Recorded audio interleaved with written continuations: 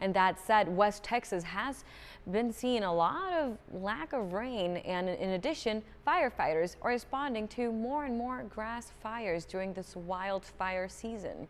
Now, News West 9's Jolina Okazaki joins us here live in the studio to explain how exactly agencies are preparing. Good morning, Jolina.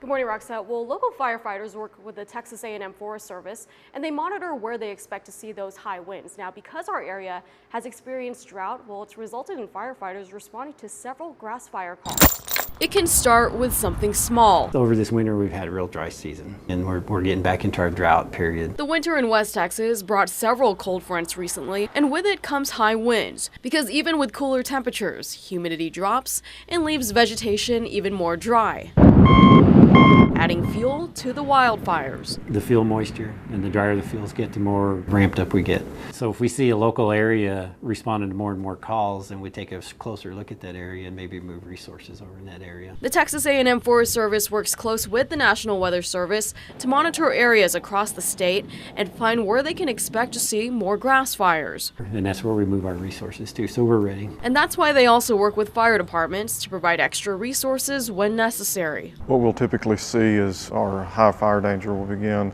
during the first part of spring.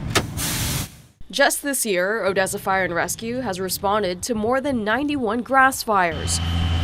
Most are sparked easily, not only because of low humidity, but also the simple mistakes people make.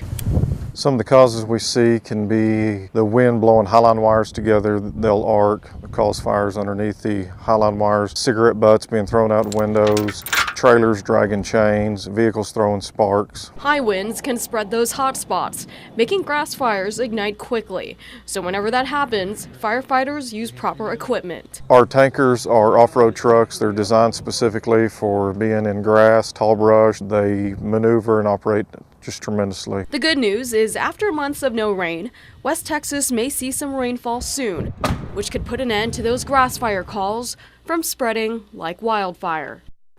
And of course, adding to the good news, the Texas A&M Forest Service reported yesterday that our area right now has a low rating for fire danger compared to 2 weeks ago when the Midland-Odessa area was an area of concern because of the high rating. Live in the studio, Jolina Okazaki, News West 9.